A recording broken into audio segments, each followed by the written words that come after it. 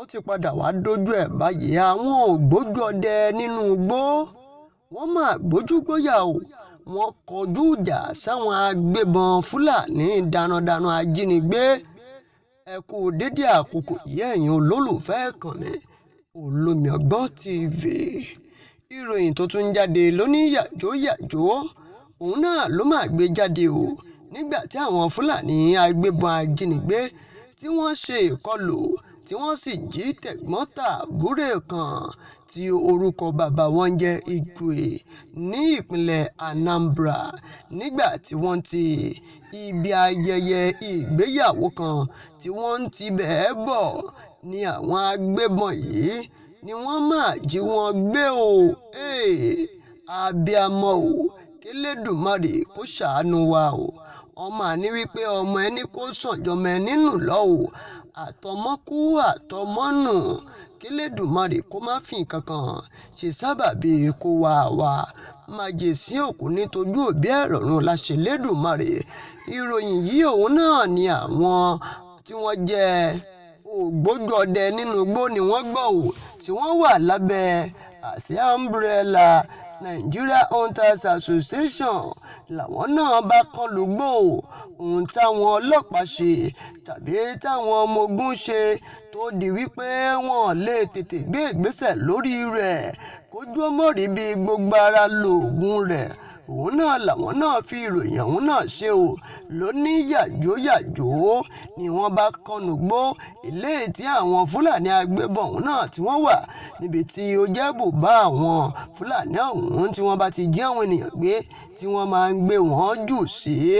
Tẹ́lẹ̀ rí òun náà ni àwọn ajínigbé ọ̀hún náà ni wọ́n ti fi àtẹ̀jíṣẹ́ ránṣẹ́ sí àwọn mọ̀lẹ́bí yìí o, wípé àwọn ti jọ́ ọmọ wọn gbé o, kí wọ́n sì lọ wá òbítíbitì mílíọ̀nù náírà wá fún owó ìtúlẹ̀ wọn tó jẹ́ owó ìtanà tí wọ́n gbà lọ́wọ́ wọn.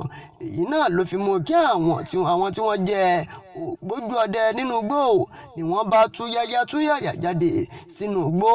Ìrìn bá kan irin ló bá di fire for fire, ni wọ́n ṣíná bolẹ̀ fúnra wọn. Bẹ́ẹ̀ mọ̀ wípé ohun tágbà fi ń jẹ̀kọ abẹ́ ewé ló wà. Kódà ọmọdé tó bá mọ̀ pábẹ́ ewé ló wà tó wà ń bẹ̀, àgbà tún mú kúrò lábẹ́ ewé àtúnfì síbòmíì. Ohun táwọn tí wọ́n jẹ́ ògbójú ọdẹ nínú igbó tí wọ́n fi jù wọ́n lọ wọ́n máa fi hàn o. Bẹ́ẹ̀ sì rèé, tòrò gíní báyìí ladìyẹ tó ké mọ́ bọ̀. Àwọn méjèèjì tẹ̀gbọ́n-tàbúrò tí wọ́n jí gbé, tòrò gíní báyìí náà ni àwọn tí wọ́n jẹ́ ògbójú ọdẹ yìí ni wọ́n máa gbà wọ́n lẹ̀ lọ́wọ́ àwọn ajínigbé ní ìpínlẹ̀ Anambra. Ẹ wo ìròyìn yìí nìkan ṣokọ́ ò ló jẹ́ ìròyìn eléyìí tó jẹ́ wọ́n gbani sílẹ̀ lọ́wọ́ àwọn ajínigbé ní ìpínlẹ̀ Anambra lópin ọ̀sẹ̀ tó kọjá lọ́jọ́ Ẹtì Friday sí ọjọ́ Sátidé àbámẹ́ta.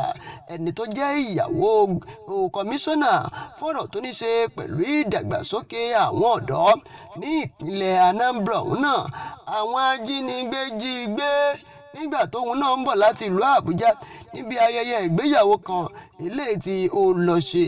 Wọ́n máa jí gbé o tí wọ́n ti wò pé bóyá aya kọmíṣánná kankan ni o, wọ́n jí gbé tèfètèfè. Àmọ́ o nígbà tó máa fi di òwúrọ̀ ọjọ́ àìkú Sunday, wọ́n máa sọ pé ẹni tó jẹ́ ìyàwó kọmíṣánná yìí o, àwọn ajínigbé ọ̀hún náà wọ́n ti jù ú lẹ̀ o. Ṣùgbọ́n ìròyìn ò fi ìdí ẹ̀ múlẹ̀ dáadáa o, bóyá àwọn ọlọ́pàá ni wọ́n gbà á lẹ̀, bóyá àwọn ọmọ ogun ni wọ́n gbálẹ̀ tàbí bóyá wọ́n sanwó ìtanà kan. Ìròyìn kọ́ gbé jáde ní wípé ẹni tó jẹ́ ìyàwó kọmíṣánná ọ̀hún náà èyí tí wọ́n jí gbé ní ọjọ́ Ẹtì Friday sí ọjọ́ Sátidé àbámẹ́ta òun náà ni ó ti padà wá darapọ̀ mọ́ àwọn mọ̀lẹ́bí rẹ̀ o. Àmọ́ ẹjẹ́ ti bi ìṣáná ká ti bi ẹ̀ kíyèsí oògùn.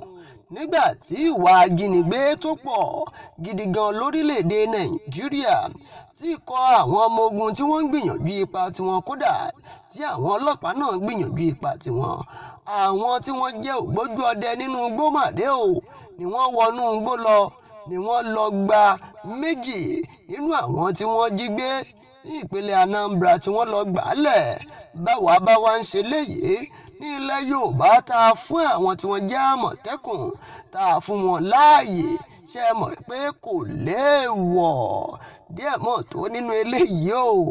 Ọpẹ́ pàtàkì lọ́wọ́ gbogbo ẹ̀yin olólùfẹ́ wa tí ń wò wá lórí ìkànnì Olómi Ọgbọ́n TV. Ẹ má gbàgbé ẹ láìkì ẹ share ẹ dákun ẹ subscribe sórí ìkànnì Olómi Ọgbọ́n TV yìí. Ẹ tẹ notification bell lóòrèkóòrè tá a bá ti wà lórí agbègbè yóò lè mọ sọ fún yín pé a ti dé o.